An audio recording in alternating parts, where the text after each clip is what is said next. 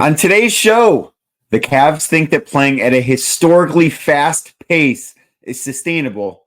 I'm not so sure. Let's talk about it on this edition of Locked On Cavs.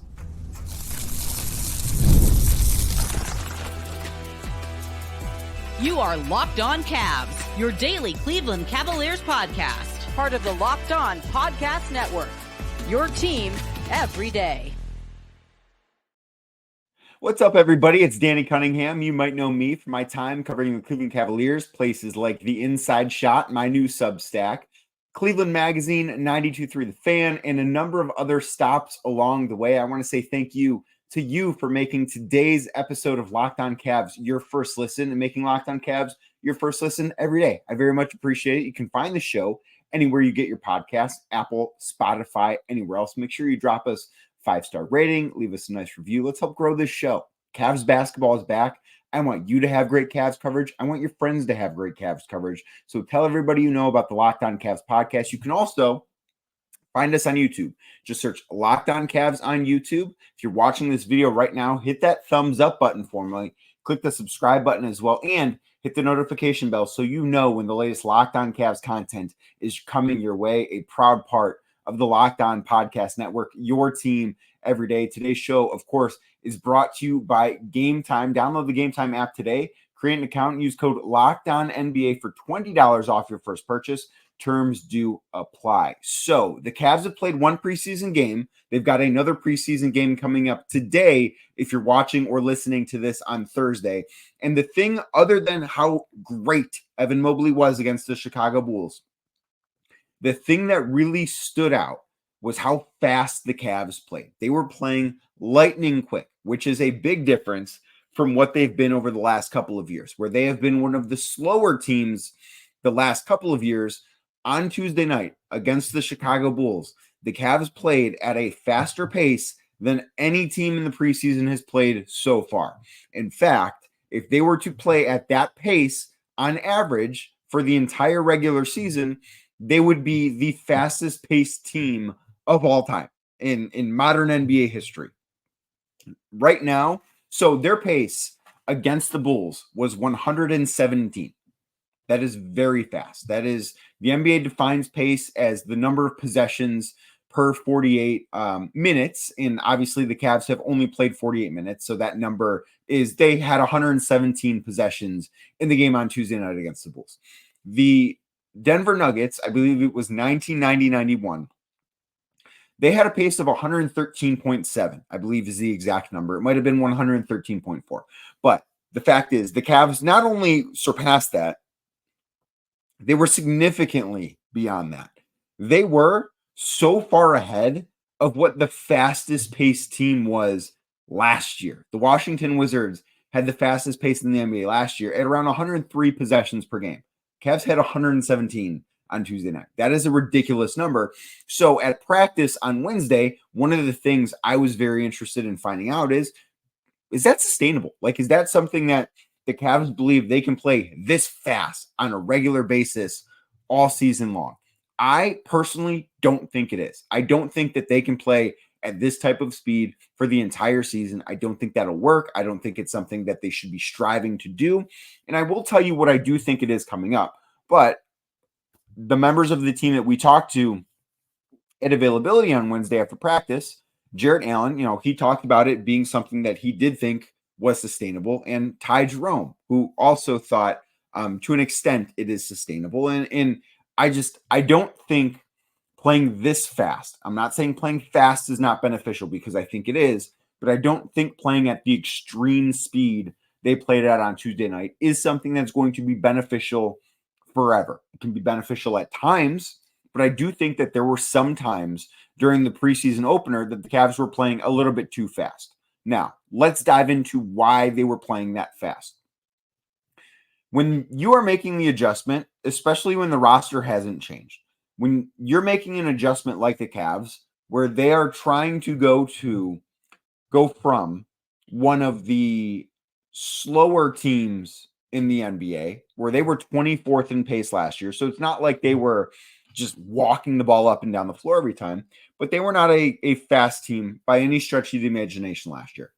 When you're going from that to probably a team that, if I had to guess, would like to rank in the top half of the NBA in pace. You have to set a standard. And I think what Tuesday night was the way that the Cavs are approaching this is it is going to be early on an overcorrection. They're going to play faster, I think, right now than they actually will in the preseason. I don't think they're going to play at this, or in the regular season, excuse me. I don't think they're going to play at this same speed in the regular season, but I think that the faster speed they want to play at consistently when the regular season does arrive will feel much more manageable to them after playing in the preseason at the lightning quick pace that they played at on Tuesday night. And I do think we're going to see a very similar pace on Thursday night in the second preseason game, because they're going up against an Indiana Pacers team that loves to run up and down the floor. The Chicago Bulls aren't known as a team that's going to fly up and down the court. That makes it a little bit difficult at times to play with a really quick pace. The Pacers are going to, if I had to imagine, I haven't kept a super close eye on what they've been doing in their preseason action so far, but I don't think they're going to have any objections to flying up and down the court. They're good with what their history is. They're good with flying. Like, that's what they want to do. One of the other things that I thought was very interesting that Kenny Atkinson said at his media availability on Wednesday following practice was that he would like this team to be comfortable playing at 3 different speeds. He wants them to be comfortable playing at an Autobahn type of speed, which, if you're familiar, that's, an area in Europe where there's no speed limit. You can go as fast as you want.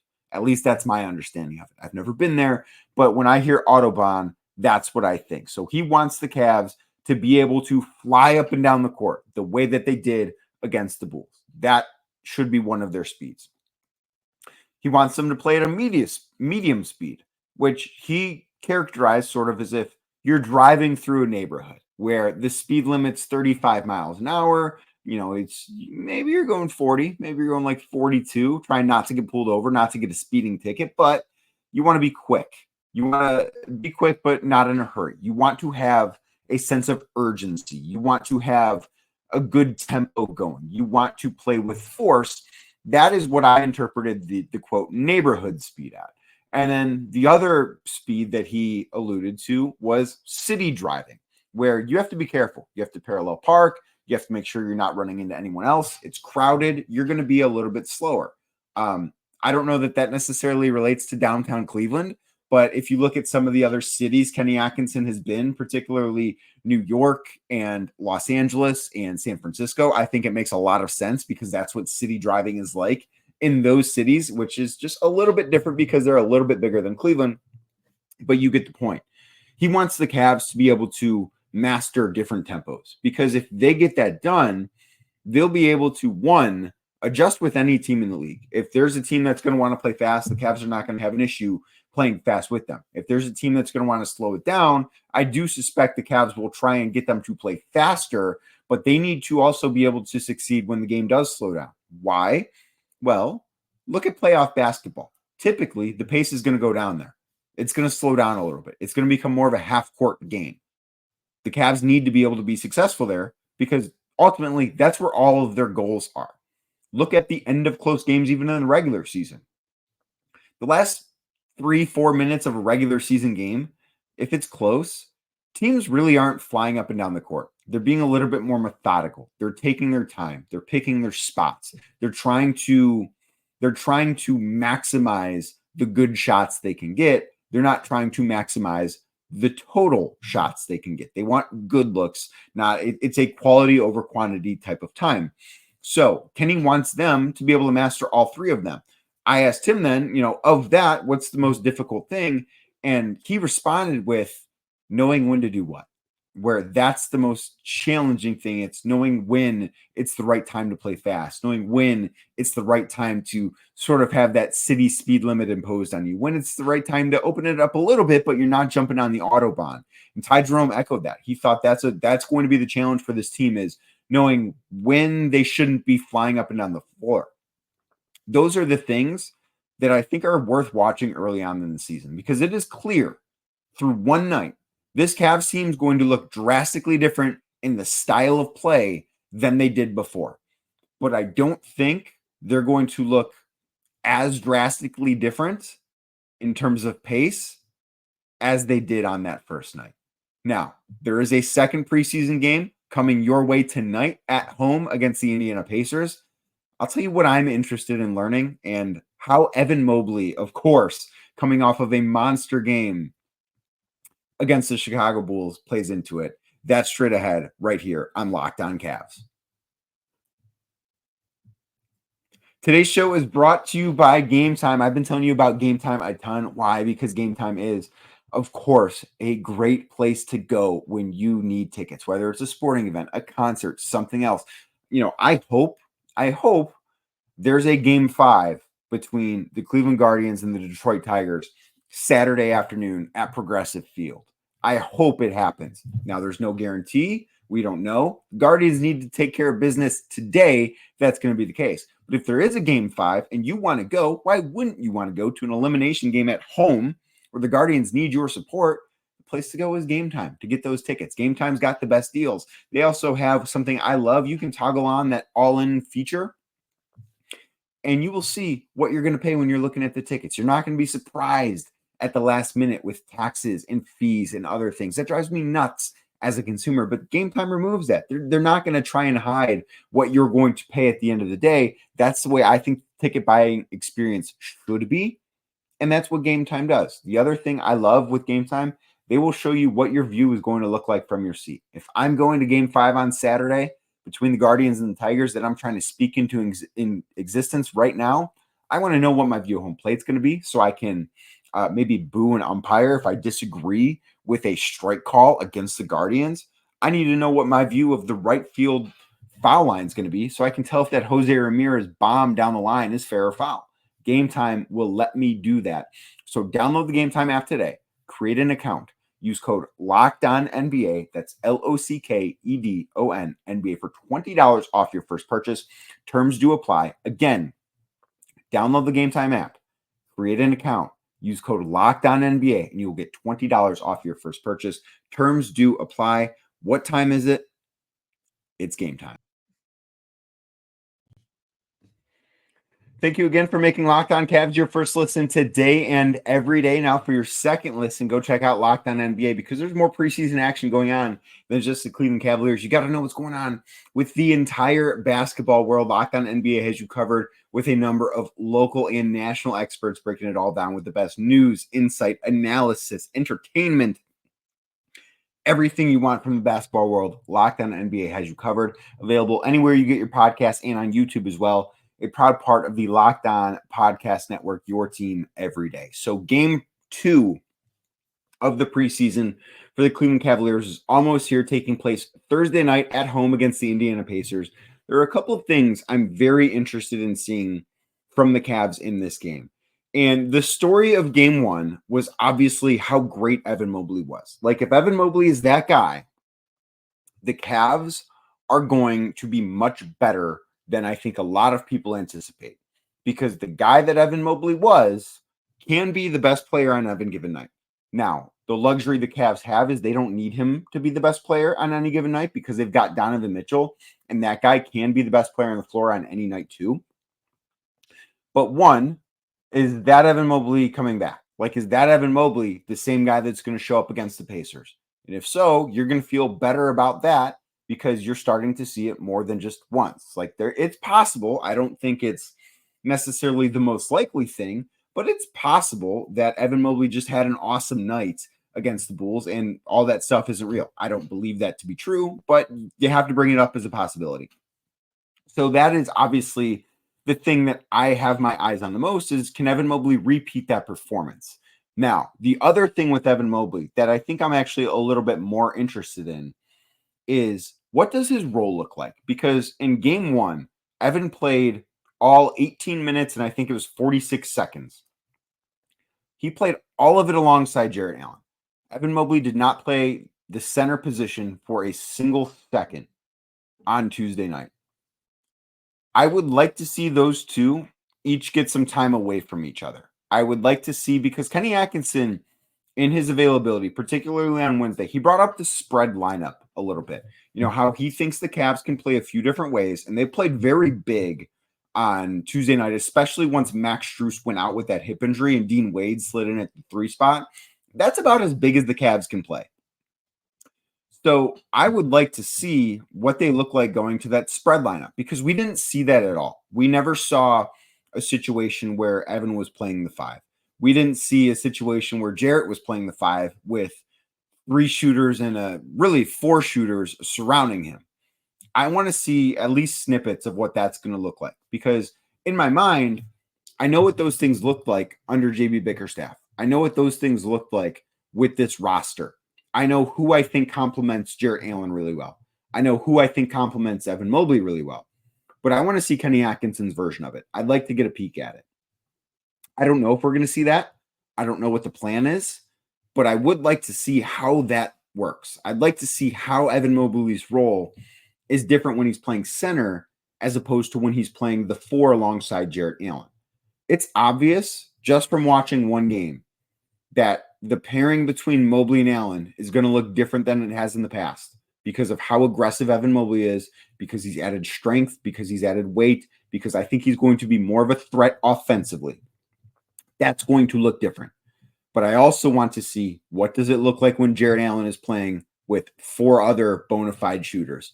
What does it look like when Evan Mobley is playing with 4 other guys that are bona fide shooters? I want to see what those lineups look like, because the Cavs are going to use them, I think, pretty frequently. Like on a every night basis, there's going to be times where Jarrett Allen's on the floor without Evan Mobley, and when Evan Mobley's on the floor without Jarrett Allen. I want to get a look at what that looks like. I want to see how it looks like when one of the guards is off the floor. Like Darius Garland and Donovan Mitchell, it was the same thing as Evan Mobley and Jarrett Allen, where they didn't play a single second apart from each other on Tuesday night. I'd like to see them get split up a little bit. Obviously, they should all still be starting together. And Kenny made it a point to say that, Jarrett Allen and Evan Mobley are both 2 of the 5 best players the Cavs have. They should be on the floor when the game finishes. That matters. He needs to have that group ready to go for end of game situations. And I get that. And it makes sense. But there's a lot of time in between starting the game and finishing the game. And I want to see what some of these different lineup variations look like in terms of who is in certain lineups, but also what style they play. Like, do the Cavs play at a faster pace with Evan Mobley at the 5? Do they play at a faster pace when either Evan or Jarrett is off the floor than they did last night? Those are the things that I am very interested in, because I do think that spread lineup can be something that will work really, really well for the Cavs. I think that they're set up for it. I don't think it matters which of the 2 big guys is on the floor. I think both can have success, but I think different players complement them differently. So I do want to see, I want to get a peek into what Kenny Atkinson thinks there. He hasn't, he was asked about it on Wednesday, and he didn't necessarily want to get too specific with it. And I understand why. And he said it's not something they've spent a ton of time practicing on yet. So I don't know that we're going to see it Tuesday night, but I would like to start to get to see glimpses of how that's going to look, about what's going to be different with those groups together under Atkinson as opposed to under JB Bickerstaff in the past. Like, that is something I'm very interested in seeing, and I hope that we get our first glimpse of it on Tuesday night. One of the other things that Kenny Atkinson brought up was Dean Wade providing some flexibility by playing the 3. He did mention that logically, it probably would have made more sense to put Sam Merrill in the game when Max Strus left at that spot and provide some more shooting, a little bit more space on the floor. Not that Dean Wade doesn't do those things, but Sam is obviously a much different type of player than Dean is. So it was cool to see Dean at that spot, to see the Cavs play super big, but I would like to see them go small. I do think having Dean play 3 from time to time can be smart. I don't know if that's going to be something we'll see every night, but I think dependent on certain matchups, it can be something that makes sense for the Cavs to go to. Like, that can be a lever Kenny Atkinson can pull. And I think that is part of the reason this roster does work. It's not perfect by any stretch of the imagination. And the roster obviously works much, much better if you get the version of Evan Mobley you got last night. But it does allow the Cavs some flexibility for how they mix and match. And I think Dean Wade can be a big part of that. That's why I've talked this offseason quite a bit about how I think he's a relatively irreplaceable player, just because the Cavs don't have anyone else like him. He's the only guy. I mean, I suppose Evan Mobley fits into this too.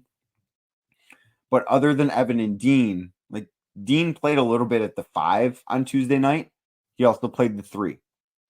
I guess Evan could play the 3. I don't foresee the Cavs doing that because, you'd kind of have to be built like the Minnesota Timberwolves right now. Like if you just injected Evan into that roster with Rudy Gobert and Naz Reid, then yeah, Evan can go play the 3. But Dean's really the only guy on the roster that can play the 3, can play the 4, can play the 5, realistically. So that's what makes him important. So seeing him play the 3 against the Bulls was interesting. I'm curious if we see it against the Pacers on Thursday night too. But I'm interested. Are they going to play faster than they did?